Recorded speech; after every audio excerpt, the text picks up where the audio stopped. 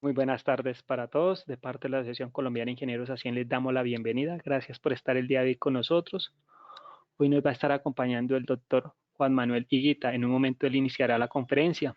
El día de hoy las personas que deseen participar, dar clic en la manita para poderles habilitar el micrófono, ya que el doctor Juan lo permite. Lo podemos interrumpir en el momento que crean conveniente. Doctor Juan, en este momento usted me escucha. Sí, perfectamente, te escucho. Muy buenas tardes, de parte de Asien, doctor, darle la bienvenida, agradecerle por este espacio que nos brinda, por compartir su conocimiento el día de hoy. De parte de Asien, podemos dar inicio a la conferencia. Adelante, doctor. Muy bien, muchas gracias. Muy buenas tardes a todos. Pues aprovechando que vamos a hacer poquitos, pues invitarlos a que más que una presentación o una ponencia de mi parte, pues tengamos es una conversación. Siempre insistí que no soy muy bueno con las diapositivas ni con las presentaciones largas. Me gusta más un poco las buenas conversaciones y qué bueno que aprovecháramos esta hora de trabajo, sobre todo para conversar de un tema que es bastante importante y bastante relevante en el mundo de hoy, que es el tema del emprendimiento, que digamos, aunque es una tendencia a escuchar emprendimiento en el sector público, en el sector social, en el sector empresarial, en el sector académico, por supuesto, en los sectores gremiales. Digamos, hoy se habla de emprendimiento en casi todos los escenarios de la vida social.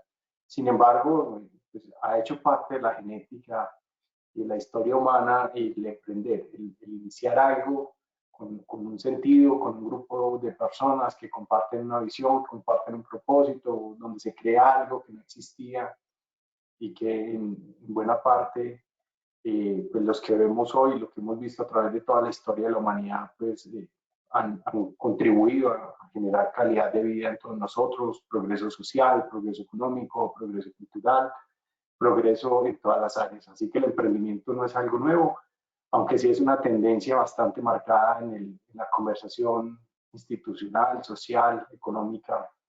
Volver a hablar de este tema, volverlo a mencionar, creer en él como una de las grandes palancas, no solamente de desarrollo económico, sino también de desarrollo social.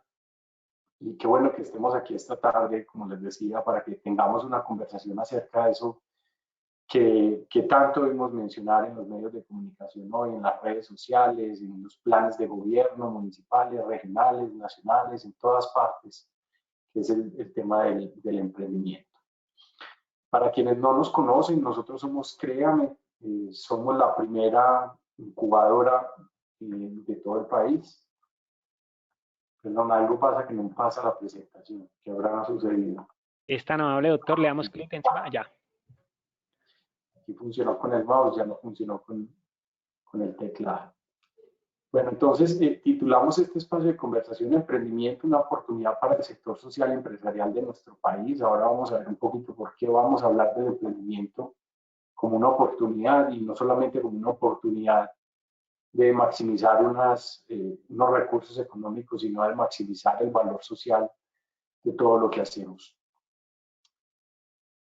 ¿Quiénes somos? Les contaba un poquito de Créame, somos la primera incubadora y aceleradora del país, somos en este momento la mayor antigüedad, por decirlo de alguna manera, cumplimos este año 26 años de existencia. Nacimos como un tipo institucional que era tendencia en el mundo en los años 90, cuando comenzó a hablarse mucho del modelo del Silicon Valley y de las regiones que prosperaban eh, local y regionalmente más que en términos de país, y que comenzamos a ver que había un tipo institucional en esos territorios que fomentaban la cultura del emprendimiento, acompañaban a las personas que decidían emprender o iniciar una idea de negocio para acompañarle y brindarle todos los servicios necesarios para que en los primeros años, donde la vulnerabilidad es alta, pues no fracasaran. Y se le acuñó el término incubadora, pues precisamente haciendo un símil, o como una analogía a las incubadoras en las clínicas de maternidad, donde en un ambiente controlado se promueve la estabilización, el crecimiento y el desarrollo de un ser vivo. En este caso, ese símil servía perfecto. Una idea originaria en estado de gestación, que necesita un ambiente favorable y acompañado y controlado para poder estabilizarlo y promover desde esa estabilidad su crecimiento y su consolidación. Ese tipo institucional pues se irrigó por los Estados Unidos, por Europa, y lo trajimos a Colombia en esta figura de Créame. Inicialmente se llamó la Incubadora de Empresas de Base Tecnológica de Antioquia, la IEPTA, Incubadora de Empresas de Base Tecnológica de Antioquia. Y se fundó con el liderazgo del SENA en Antioquia. El SENA invita a otras instituciones de los tres sectores, el sector público, el sector académico y el sector empresarial de la región, y se arma un grupo de 29 organizaciones de estas tres naturalezas para darle vida a una incubadora de empresas, a una institución que sobre todo rescatara del acervo cultural de los antioqueños y ojalá del país también en ese momento, esa vena del emprendimiento, del arrojo, de la audacia, de tomar el riesgo, de volver a crear cosas de relevancia e importancia general para el país y para el mundo. Un poco recordando y añorando esas épocas donde se gestaron en Antioquia, por ejemplo, la ANDI, las cajas de compensación, el seno de la ANDI, por ejemplo, nacieron las principales universidades de nuestra región, nacieron múltiples empresas que hoy son referentes o que se han venido engranando con el tiempo a otros grupos empresariales, pero que crearon la masa industrial y empresarial de Antioquia y una masa industrial y empresarial que hoy pues le sirve también al país. Y eso pues en medio de esa época un poco oscura de nuestra historia, del narcotráfico, del dinero fácil, esa parte de nuestra cultura y de nuestro ADN se había ido apagando poco a poco. Y uno de los retos o el reto fundamental originario era volver a movilizar la cultura del hacer empresa, de la iniciativa privada, de la creación, del tomar riesgo, de la audacia, de unirnos en torno al propósito de crear algo. Y esta institución pues reúne estas 29 organizaciones, reúnen un capital y comienzan un trabajo sobre todo de cultura y de la mano, digamos, de los planes de gobierno locales en Medellín, regionales, inicialmente en Antioquia, pues logra que dentro de esos planes haya una agenda para promover la cultura del emprendimiento, para poner unos primeros incentivos a los que tomen la decisión de emprender, incentivos económicos, incentivos en términos de acompañamiento. Comienza a darse un círculo virtuoso bastante importante alrededor de esta institución. Y posteriormente el SENA, viendo que esto reunía y aunaba los esfuerzos de múltiples actores, comenzó por todo el país a promover el nacimiento de organizaciones como nosotros. Pero lamentablemente la mayoría de ellas no encontraron en sus territorios esa reciprocidad de los gobiernos locales, de los gobiernos regionales, del sector privado un poco también y de las mismas universidades, y muy rápidamente se fueron sofocando y apagando fruto de la no disponibilidad de recursos financieros para operar y la falta de voluntad política para creer en el emprendimiento como una palanca de desarrollo social y económico en los territorios. Así que nos fuimos quedando también con el tiempo pues bastante solos en esta primera década, por ejemplo, del inicio del milenio. Pero seguimos trabajando y fuimos expandiéndonos por todo el país, llevando nuestro servicio y nuestras capacidades. Lo hicimos internacionalmente también, sobre todo en Centroamérica, llevando nuestro modelo, y en estos 26 años hemos ido evolucionando junto con el ecosistema en el momento en que digamos, Medellín logra consolidar una agenda más robusta, nace, por ejemplo, también Ruta N, una política pública de emprendimiento, y eso comienza a tener eco en el gobierno nacional. Y el gobierno nacional hace lo propio, creando Impulsa, por ejemplo, y teniendo una agenda en distintos ministerios y entidades del Estado directamente relacionada con el emprendimiento, como el Fondo Emprender en el SENA, apps.go en el Ministerio de las TIC, spin-off en Ministerio, antes en Conciencias, ahora en el Ministerio de Ciencia, Tecnología e Innovación. Al haber una respuesta del gobierno nacional, pues los territorios vuelven a activarse alrededor de esto. También atraen iniciativa privada de otros países que ya habían comenzado a ver en el emprendimiento una oportunidad de inversión, no como un tipo institucional sin ánimo de lucro como lo somos nosotros, sino como una apuesta de inversión privada. comienzan a llegar también incubadoras y aceleradoras de otros países a instalarse y a ofrecer servicios en Colombia, producto pues de que fluyen y van irrigándose los recursos, sobre todo de orden público, en un ecosistema como este. Y un poco más recientemente, en los últimos 5 o 6 años, el sector empresarial, sobre todo la gran empresa, ha comenzado a articularse en este ecosistema, creando también ellos propiamente programas, por ejemplo, de aceleración empresarial interna, de empresas que respondan a los objetivos y retos y desafíos competitivos de los grupos empresariales, por ejemplo, creando fondos de capital de riesgo para invertir ellos mismos en empresas nacientes que correspondan o que hagan clic, digamos, con la estrategia corporativa, y creando programas en general de corporate venturing en los que aunan servicios de aceleración con servicios de inversión, y ahí es donde el sector privado comienza en este país a ser un actor relevante entre los ecosistemas de emprendimiento. Ya no solamente como era antes, como una organización que se abría a incluir a los emprendedores como proveedores de sus cadenas productivas, sino a interesarse por jugar un rol mucho más activo en el ecosistema de emprendimiento. Es así como hoy vemos compañías como las del Grupo Nutresa, como Grupo Argos, Sura, Bolívar da Vivienda, Telefónica y muchas otras con programas sólidos enfocados en corporate venturing, donde hacen procesos de scouting de emprendedores por todo el país que se relacionen con sus retos y sus apuestas competitivas, los identifican, los atraen, los ayudan a desarrollarse, en algunos casos les invierten capital. Entonces, digamos, en Colombia, comparativamente con el resto de América Latina, comienza todos los días a verse más la robustez de un ecosistema que ya no solamente integra una institución un poco solitaria como nosotros, sino, y no solamente integra la agenda pública continua, que ha sido un factor muy importante en todo esto, ver sucesivos gobiernos que le dan continuidad a programas y a políticas públicas e instituciones que se relacionan, que van construyendo el ecosistema. Y entonces ahora viene la iniciativa privada y creo que estamos asistiendo en este momento al inicio de un ecosistema en el cual vamos a ver cada vez más compañías que nacen, crecen bastante rápido, se vuelven referentes del ecosistema empresarial del país, se vuelven también, digamos, aportantes en la consolidación de la imagen país a nivel internacional, como es el caso pues, de Rappi, de Platzi, que son emprendedores de la última década que en el escenario internacional hoy son conocidos, son referentes y ustedes en la imagen de nuestro país como destino de inversión sobre todo y de tecnología.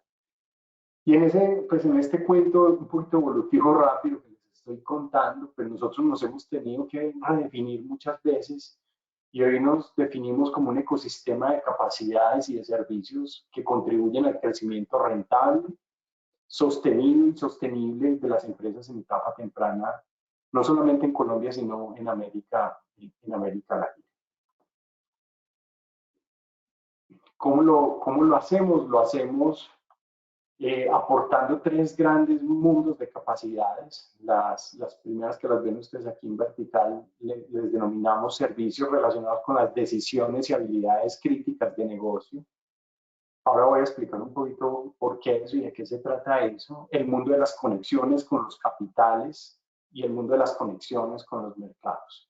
Y lo hacemos a través de 3 grandes canales. El canal B2C es servicios que llevamos directamente a los emprendedores. Nuestra historia de 26 años siempre ha sido una historia en la que el sector público y a veces el sector privado pone unos recursos a manera de sponsor o de patrocinador para que nosotros podamos beneficiar a una masa de emprendedores de un perfil A, B o C, y termina siempre pagándonos a nosotros el sector público o el sector privado, como les decía, con un sponsor. Pero ahora estamos desarrollando un conjunto de servicios que van directamente a los emprendedores, servicios por los que ellos pagan, donde les generamos mucho valor en estos 3 mundos, en el mundo de las decisiones y habilidades críticas, en el mundo de las conexiones de capital y en el mundo de las conexiones con el mercado. Obviamente seguimos desarrollando el canal del business to government en el gobierno, como lo decía, sigue siendo un actor bastante relevante en muchos territorios en el ecosistema de emprendimiento, casi que se convierte en el principal financiador del ecosistema, y eso posibilita que entidades como nosotros, fondos de inversión y otros tipos institucionales que existen en el ecosistema de emprendimiento, pues puedan bajar recursos y poder entregarles servicios y beneficios a los emprendedores de múltiples tipos. Y el business to business, como les decía ahora, la empresa privada cada vez más incorpora en su planeación y en sus acciones estratégicas el emprendimiento. Y allí es donde nosotros estamos particularmente focalizados en las empresas que a través de valor compartido y responsabilidad social quieren desarrollar sus economías aledañas, sean proveedores o no, y ayudar a diversificar las economías donde ellos mismos tienen impacto. Entonces, generalmente con las empresas de actividades extractivas como petróleos, carbón, minería en general, energía que tienen impacto en territorios de nuestro país, pues siempre nos llevan a que les ayudemos a robustecer y a mejorar la cadena de proveeduría local, y a que ayudemos a diversificar bastante esas economías para que no se genere una altísima dependencia del petróleo o de la actividad minera o de la actividad energética que se desarrolla en estos territorios. Entonces nosotros actuamos en esos tres pilares, a través de esos tres grandes canales que ustedes ven ahí, ofreciendo servicios digitales y experiencias significativas, lo que va directamente a los emprendedores, ayudando a los gobiernos a desplegar sus políticas y programas públicos relacionados con emprendimiento y a ejecutar a las compañías de esta naturaleza, pues sus programas de valor compartido y responsabilidad social. Y lo hacemos internamente teniendo unas disciplinas de excelencia, que son posicionamiento y relacionamiento, es cómo nos vinculamos y nos hacemos más visibles para nuestros financiadores y para la comunidad emprendedora en general. Gobernanza, siguiendo una disciplina de gobierno corporativo muy riguroso. Estas entidades son demasiado frágiles porque pues, son generalmente organizaciones que arrancan el año con presupuesto base cero, entonces tienen que presentar en licitaciones, tienen que buscar proyectos todo el tiempo, y tienen que pues, lograr su propia existencia y su propia sostenibilidad financiera. Entonces el gobierno corporativo como disciplina para nosotros es importante. Obviamente el cumplimiento integral en los proyectos, el liderazgo tecnológico.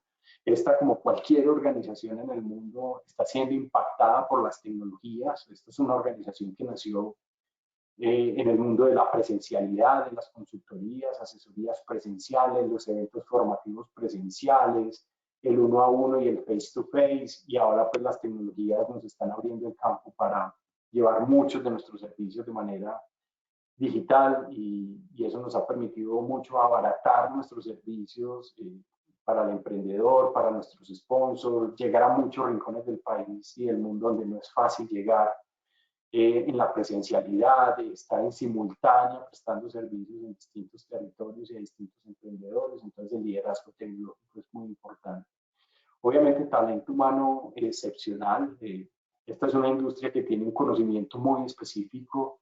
Esta no es una industria donde uno incorpora personas que se gradúan de administración de negocios y inmediatamente son productivas, o gente que viene del mundo corporativo y que ingresa y que entiende el mundo del emprendimiento y de las startups.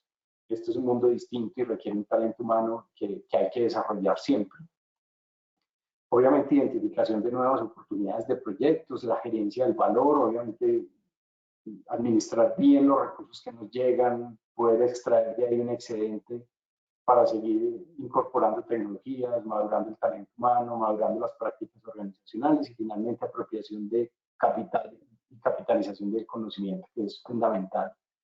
Como les decía, esta es una industria que en términos de conocimiento se ha ido construyendo alrededor de la práctica. No es lo mismo gerenciar una corporación que gerenciar un emprendimiento, una startup.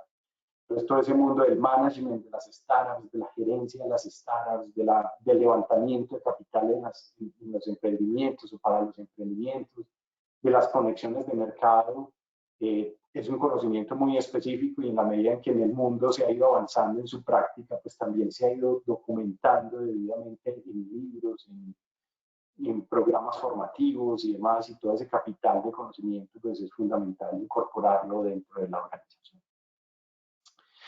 Y ahora sí viene como la parte en la que quiero que haya bastante conversación.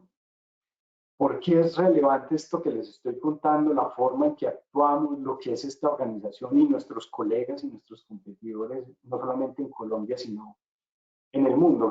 Básicamente, ¿por qué estas organizaciones deben existir y hoy con mayor razón deben existir y deben ser buenas y sólidas y estar muy presentes en los territorios? Siempre nos hemos hecho estas cuatro preguntas, siempre nos las hacemos. ¿Cuántas empresas se crean al año en el mundo y cuántas se crean al año en Colombia? ¿Cuántas de estas que se crean sobreviven los primeros años?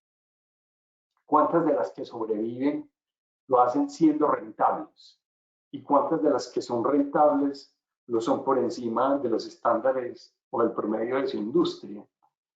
Y las respuestas digamos, para el año inmediatamente anterior son las siguientes. Se estima, porque no hay un estudio, digamos, bien fundamentado, se estima que en el año 2021 en el mundo se pudieron haber creado alrededor de unas 100 millones de compañías. 100 millones de compañías.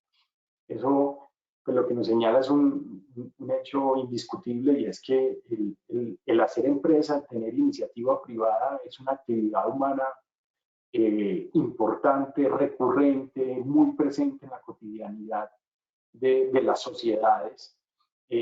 Tanto así que lo hacemos en estos volúmenes en un solo año. 100 millones de compañías nuevas aproximadamente en el 2021. Y en Colombia el año pasado se crearon, según el registro de Confecámaras formales, obviamente, la informalidad es otro tema, se crearon 307.000 compañías en Colombia.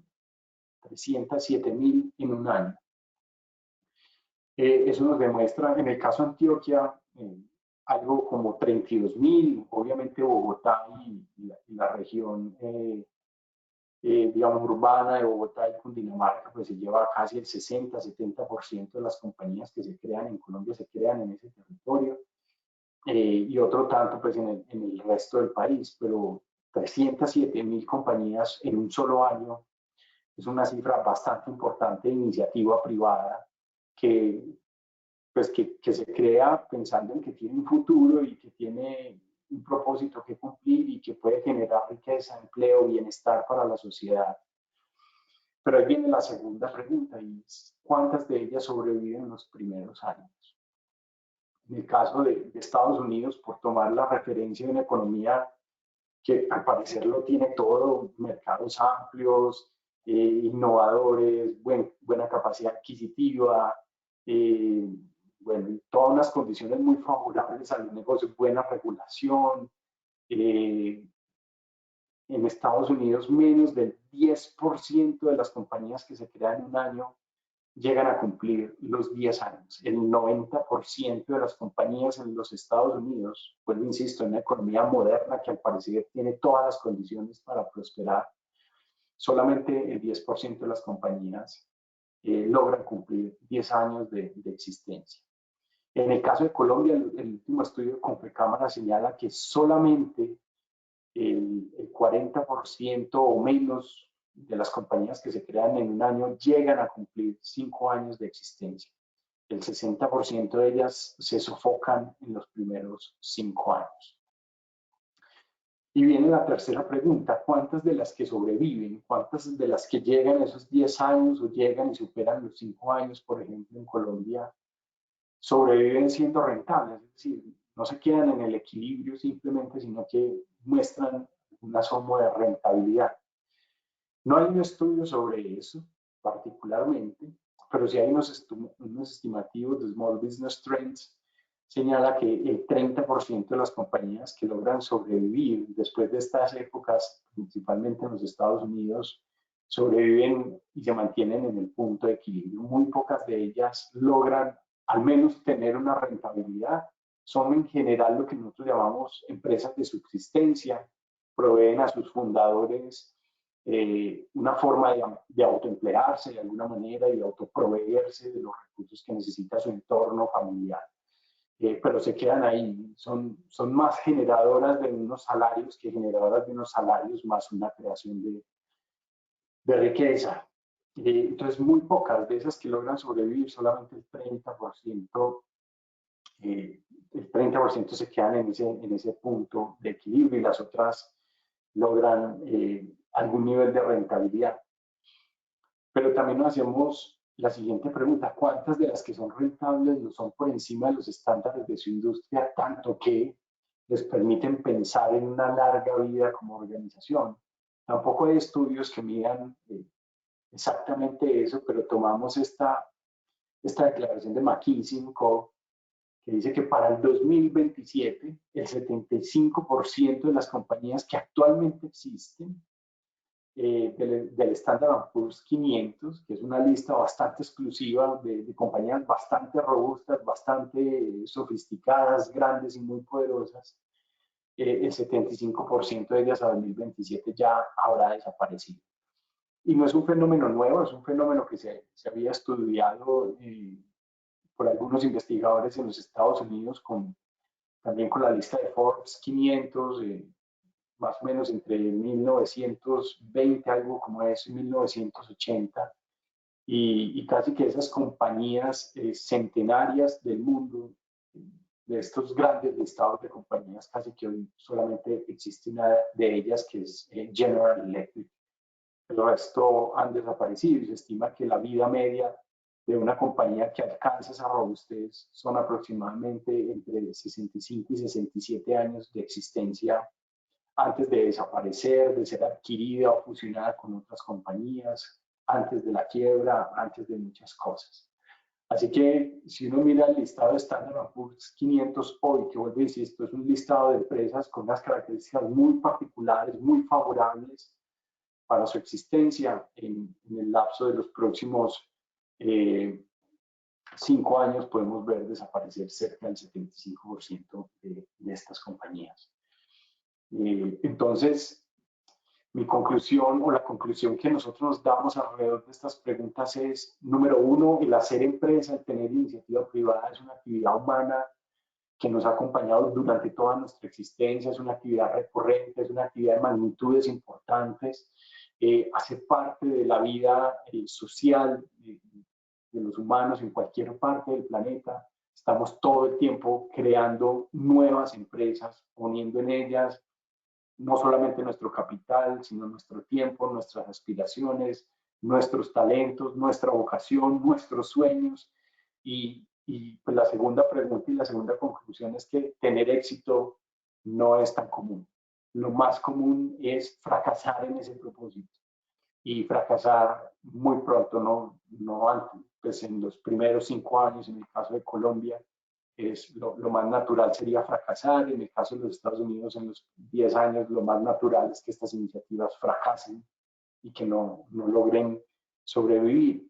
Y la tercera conclusión es que aquellas que sobreviven, algo sucede que no muestran un desempeño lo suficientemente poderoso como para cumplir de todo ese propósito, no solamente de proveerse a sí mismo riqueza, sino de generar empleo, generar suficiente bienestar por la existencia de esta organización.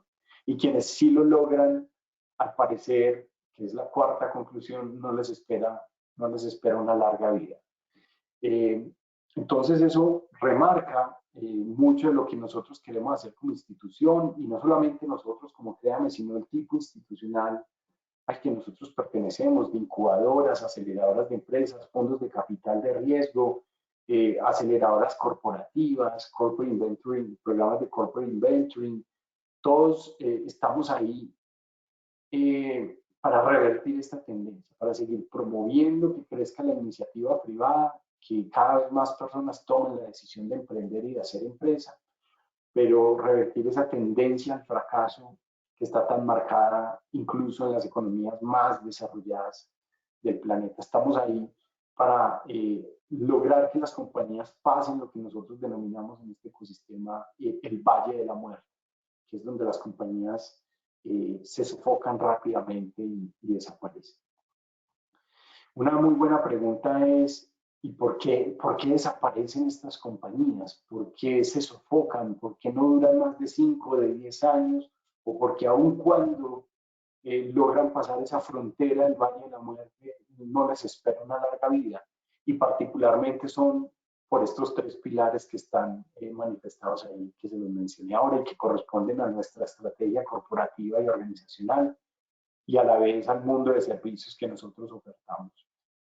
Las razones que han sido estudiadas y están documentadas es inicialmente las empresas se sofocan por las malas decisiones en etapa temprana. Las empresas toman malas decisiones de producto, generalmente, eligen mal sus mercados, eligen mal su estrategia de acercamiento al mercado, eligen mal su estrategia de precio, eligen mal muchas veces a los socios y a las primeras personas que comienzan a ocupar los cargos claves de la organización.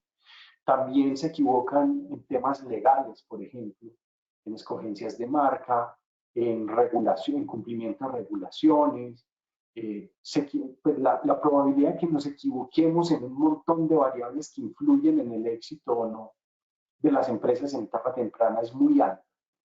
Entonces, nosotros, digo nosotros hablando por el tipo institucional, vuelvo e insisto, estamos ahí para que las empresas que están naciendo no tomen malas decisiones en campos críticos de negocio, de manera tal que la consecuencia de esas malas decisiones no sea en el futuro su quiebra. Tiene un segundo capítulo y es que las habilidades de las personas que lideran estas organizaciones o que emprenden no siempre son las habilidades que se requieren para sacar adelante una empresa.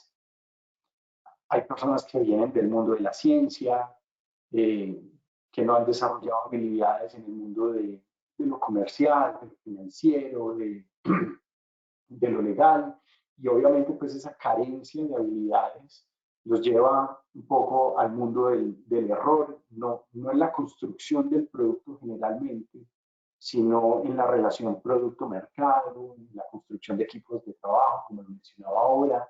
Les cuesta asumir el rol de la venta en esas etapas iniciales donde no hay la posibilidad de tener un equipo de venta robusto. Les cuesta entender la organización desde los números. Entonces, esas habilidades esenciales para poder establecer y comandar adecuadamente una organización, pues hay que construirlas en los emprendedores. Generalmente, en algún momento esta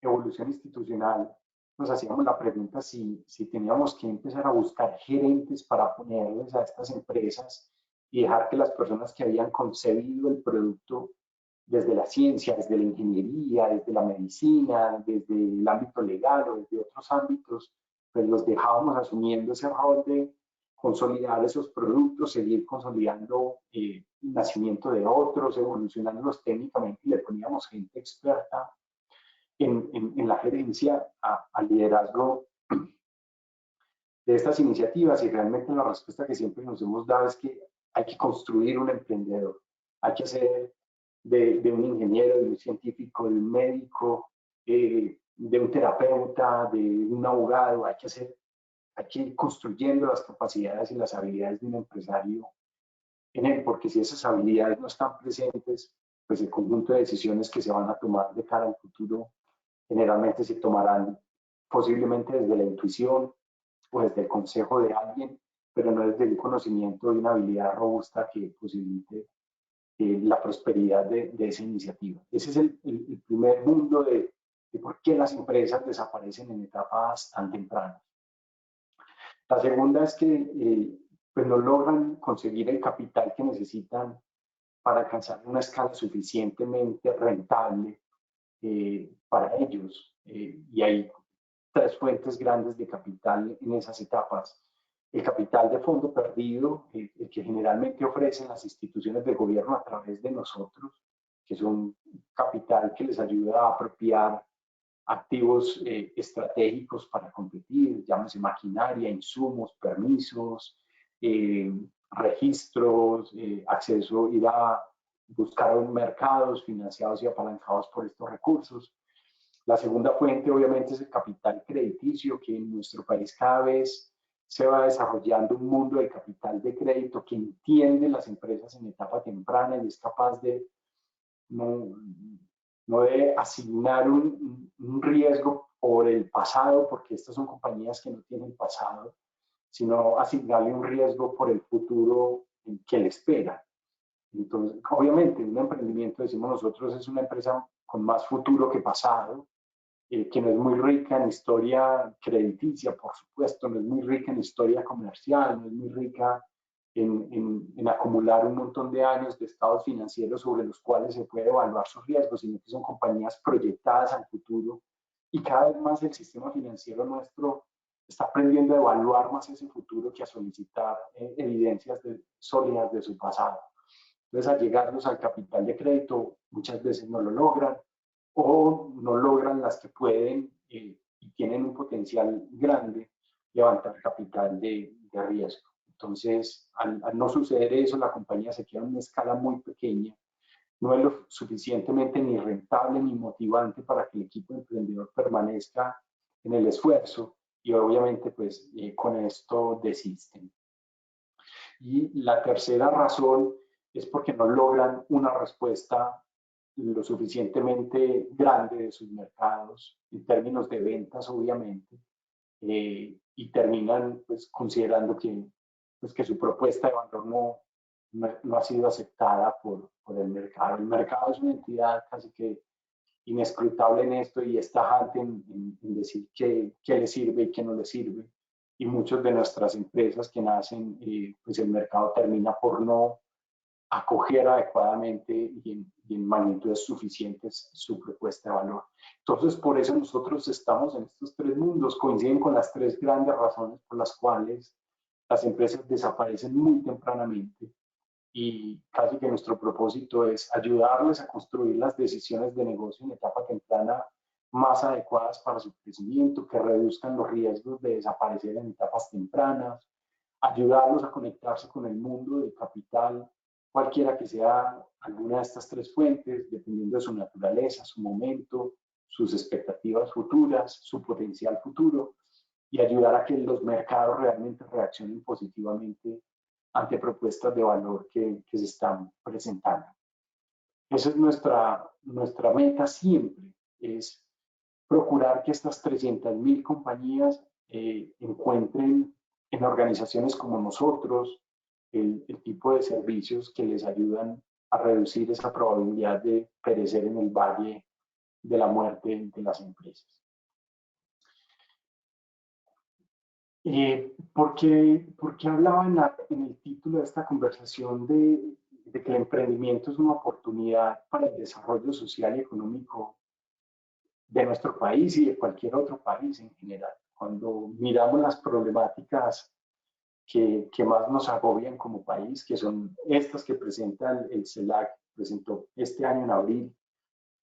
En Colombia nuestra principal preocupación es la corrupción, es la pobreza y el hambre, es la delincuencia, la inseguridad, es el narcotráfico. Tenemos como sociedades un montón de problemas y la gran pregunta o la gran discusión que nosotros hemos planteado es, para resolver estos problemas necesitamos talento, necesitamos capacidad y necesitamos dinero para resolverlos. Estos son problemas que cuesta resolverlos. Y la gran pregunta es, ¿dónde está el talento humano para resolver estos problemas? ¿Dónde están las personas que se ocupan y que tienen el conocimiento y las habilidades para resolver muchos de estos problemas? ¿Dónde está la gente ocupada?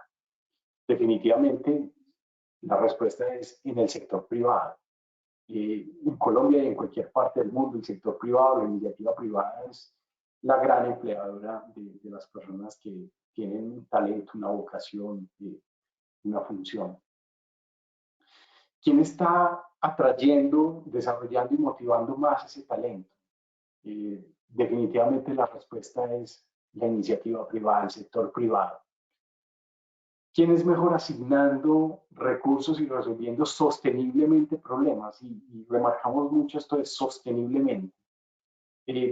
¿Dónde se resuelven de manera no coyuntural, sino estructuralmente los problemas, si no ha sido a través de las propuestas empresariales y de valor de la iniciativa privada. ¿En dónde está concentrado el conocimiento, la tecnología y las mayores formas y cantidades de capital en el mundo? En el sector privado. Veía una cifra que presentaba Michael Porter en una de sus intervenciones en TED. Decía, en la economía de los Estados Unidos, por ejemplo, el 90% de la riqueza está en las empresas. El Estado tiene un poco, las organizaciones sociales tienen entre el 2% y menos. Así que, ¿dónde están los recursos financieros para resolver y para invertir en la solución de los problemas sosteniblemente para nuestra sociedad y para el mundo? Definitivamente está en el sector privado.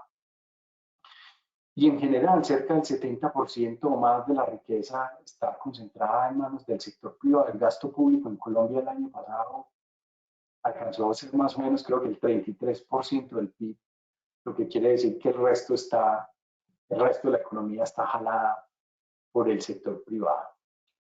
Diría cualquiera que el sector privado pues, se interesa solamente sobre aquellos problemas en los que puede encontrar rentabilidad y riqueza permanente.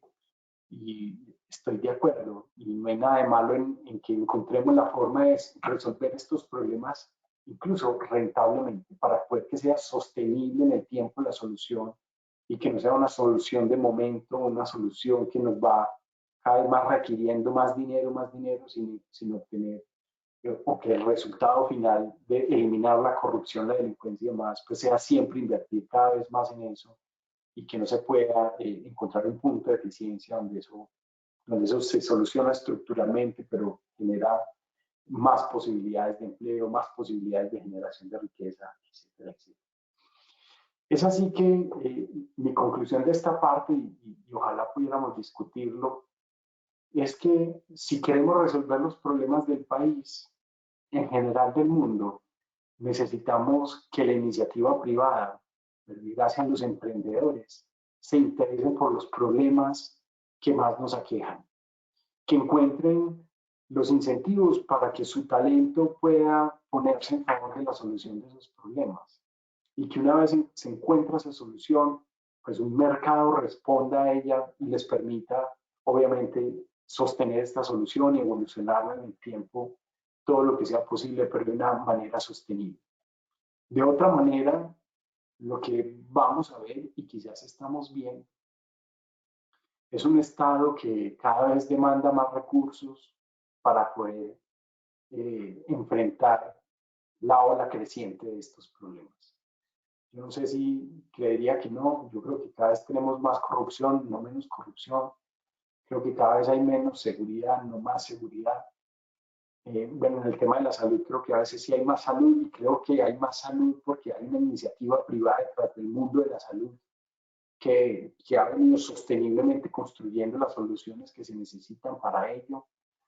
Creo que el campo, que es una de nuestras grandes discusiones y conversaciones nacionales, no va a ser distinto, sino es a través de los emprendedores que se hace distinto. No creo que más Estado en el campo haga más próspero el campo. Realmente quienes construyen riqueza desde nuestra perspectiva, y estoy abierto a la discusión, son los empresarios, los emprendedores que son los que unen ese talento, ese capital, esa oportunidad y sacan adelante de manera sostenible aquellos propósitos que todos en la sociedad pues estamos persiguiendo. Como conclusión, yo no creo que si estos son los problemas que los colombianos más percibimos en nuestra sociedad, los vayamos a solucionar con mucho más Estado. Yo creo que lo solucionamos con un Estado mejor, que entiende que es a través de la iniciativa privada, poniendo los incentivos adecuados, que concentramos el talento, concentramos el capital, concentramos las capacidades en encontrar las soluciones de fondo a estos problemas que tanto nos aquejan. Y les traigo ejemplos. Si el primer problema es la corrupción, o lo percibimos como la corrupción, tanto en la relación de sector público-privado, pero también dentro de las relaciones de los mercados, por ejemplo. Esta primera imagen, que es de la República, es Truora, el emprendimiento colombiano que llega como la solución digital para el fraude. cómo solucionamos el tema de estas startups, pues con más de 100 clientes en la región en los últimos 2 años, 3 años, a través de la tecnología, el uso de la tecnología ha podido ofrecer una solución que reduce las posibilidades de sufrir fraude en todas sus naturalezas, pues, fraude bancario, fraude digital, pero también con tecnologías y algoritmos y analíticas que permiten aplicarse a las relaciones estatales y que posibilitan que cada vez más la tecnología esté a favor de que no haya corrupción en nuestro país. La segunda que ven a la derecha es de Brasil, se llama Food to Save. Están concentrados en los desperdicios alimenticios y uno de nuestros problemas es el hambre, que no creo que se solucione sosteniblemente a través de ir creciendo y creciendo los subsidios de alimentación.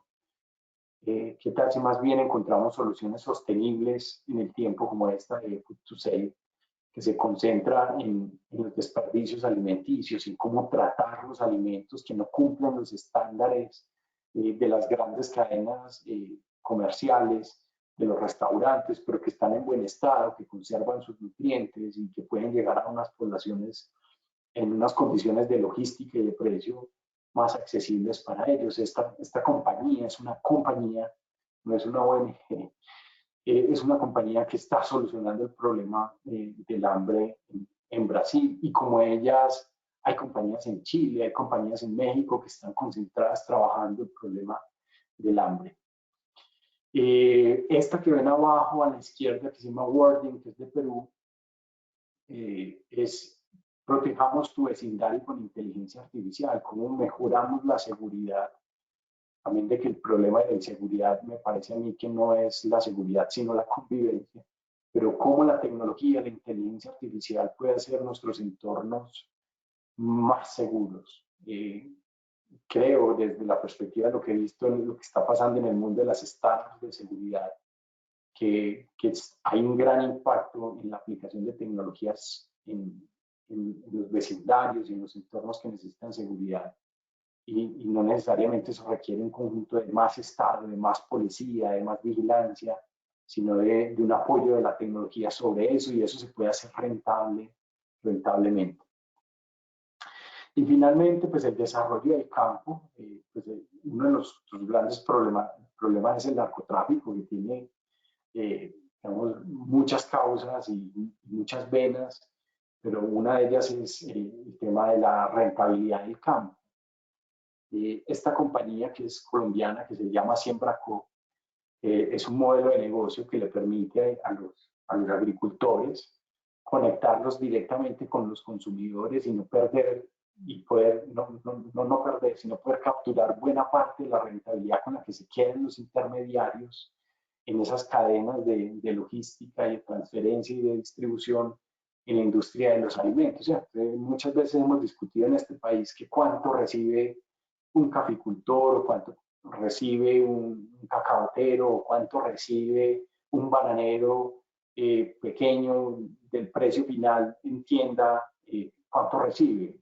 Siempre nos hemos dicho que muy poco, que la cadena de intermediación se queda con buena parte de esa riqueza, y esta compañía pone en contacto al agricultor directamente con el mercado y hace posible capturar buena parte de esa riqueza, lo que hace más rentable y más atractiva la actividad de producir en el campo cosas distintas a las que hoy ofrece el narcotráfico. Quise traer simplemente estos ejemplos, y con esto cierro mi presentación, para remarcar esa creencia poderosa que nosotros tenemos y que puede ser debatible, de que la solución de los grandes problemas que aquejan a la humanidad no está en otro lado distinto, sino en la iniciativa privada. Cuando hay una relación realmente virtuosa entre el Estado, quienes producen conocimiento y quienes transforman ese conocimiento en una opción de mercado sostenible y rentable en el tiempo, creo que comenzamos a encontrar la solución estructural de nuestros grandes problemas. De lo contrario, pues lo que más nos apetece cuando eso no sucede es demandarle más al Estado las soluciones. El Estado demanda más de las empresas y las personas recursos para poderlos enfrentar y pues llegará el momento en que será insostenible la solución de los problemas en ese arreglo de más Estado y más Estado que captura más valor de la riqueza que se produce que producen las personas y la iniciativa privada. Entonces, bueno, esta es la presentación que tenía. No tengo más diapositivas. Lo que sí me apetece bastante sería que reaccionáramos un poco a estas ideas, que pudiéramos intercambiar algunos pensamientos, algunas preguntas o algunas consideraciones sobre este tema del emprendimiento como oportunidad para el sector privado, pero también como oportunidad para la sociedad en el marco de la solución de los problemas que, insisto, más nos duelen. Así que adelante. Muchas gracias, doctor Juan Manuel. Recuerden, los asistentes, dar clic en la mano para habilitarles el micrófono, la mano que aparece en sus dispositivos, o realizar la pregunta por escrito y la leeremos en este momento. Le vamos a habilitar el micrófono al ingeniero Julio Mario. Ingeniero Julio, adelante, por favor, bienvenido. Muy amable, Juan Manuel, excelente presentación. Una pregunta de curiosidad. En la experiencia que ha tenido usted con los emprendedores, sobre todo en la primera fase de su trayectoria emprendedora, los ingenieros, ¿cuáles son las debilidades que más tienen La principal, y que son más notorias los ingenieros que entran también al emprendimiento? Las habilidades comerciales, te diría. Te diría en general las habilidades, digamos, de gerencia, sobre todo. Pero dentro de las habilidades digamos, de la ser empresa, la principal es la comercial. Y en esta etapa inicial, pues vuelvo, insisto, no hay muchas oportunidades, posibilidades de contratar equipos de ventas, y es el mismo emprendedor el que asume el rol en esos momentos iniciales de ir a capturar el interés de los primeros clientes, y en eso se falla bastante, Julio. No soy amigo de que todo lo que falta en habilidades en el mundo de lo profesional se tenga que traducir en materias o en asignaturas en la universidad. Pues no te voy a decir que la solución es que tiene que haber una materia de ventas y mercadeo en las facultades de ingeniería. No, yo creo que cuando uno toma la decisión de ser empresario tiene que prepararse también para ello y al menos disponerse humanamente a eso, porque lo que encuentro mucho, Julio, es una resistencia incluso personal a vender. No sé cuándo y no sé por qué tomamos la profesión de vendedor como una profesión vergonzante, ¿cierto? Como que ir a vender es como que me da vergüenza, me da pena, como que eso no lo sé cómo calificarlo, pero hay una resistencia personal, Julio, en ir a vender. Y si eso existe, y si eso coexiste ahí y permanece, pues no hay formación, ni capacitación, ni entrenamiento que valga cuando humanamente no estás dispuesto a ir a convencer a alguien de lo que tú tienes es una solución a un problema real, importante, relevante, y que la solución que tienes es distinta y diferente a las demás. Entonces, si tengo que elegir una, Julio, es esa. Es esa. Vemos mucha resistencia, puede ser temor, puede ser resistencia a vender. Sí, coger la maleta y ir y visitar 10 clientes potenciales y contarles el cuento y demostrarles que, y convencerlos de. Entonces hay mucha habilidad técnica, Julio, mucha habilidad técnica. Entonces llegan unos productos desde lo técnico y a veces desde lo científico muy bien concebidos, pero si no soy capaz de transmitirle adecuadamente a un cliente potencial cómo eso es una solución y converso solamente sobre lo técnico y demás, y no me dispongo humanamente como para un proceso comercial, ahí se falla mucho. Y te tengo que decir, buena parte, y así puedo decir que la mayoría de las empresas, cuando nosotros abrimos programas enfocados en empresas de base tecnológica, 70-80% de la gente que llega liderando esas iniciativas son ingenieros. claro, pues yo soy administrador de negocios. Pues a los administradores de negocios nos ocurren muchas ideas de negocio relacionadas con comerciar, con transferir, con comprar aquí, vender allá, pero obviamente no estamos entrenados en elementos de la ingeniería y la técnica de cosas, como para construir productos, sobre todo industriales y demás, o industrializables.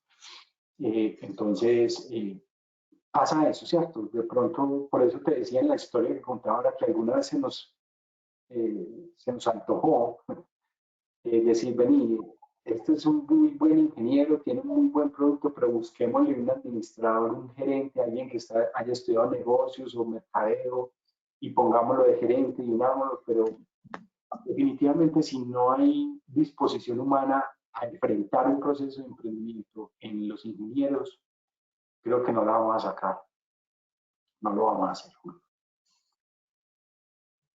Muy amable, Juan Manuel.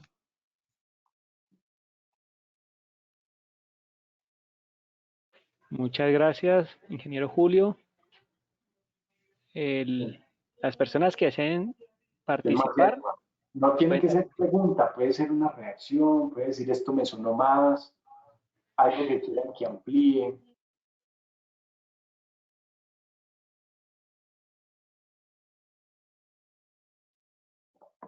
Algo con lo que no estén de acuerdo, también se vale.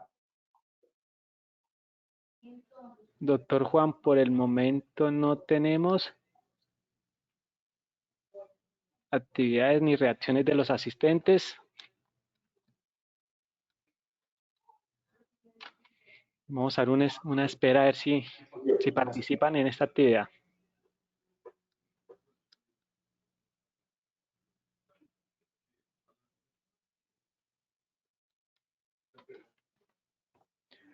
No, doctor Juan Manuel. De parte de Ascien, primero que todo agradecerle por este espacio que nos brindó, por compartir su conocimiento con nuestros asistentes el día de hoy, igual a ellos por acompañarnos. Recuerden que Ascien trabaja por la ingeniería y para nuestros ingenieros. De parte de Ascien le deseamos una feliz tarde, doctor Juan Manuel. Muchas gracias. Esperamos volverlo a tener con nuevos temas o con este mismo tema. Una feliz tarde para todos nuestros asistentes. Una feliz tarde, gracias.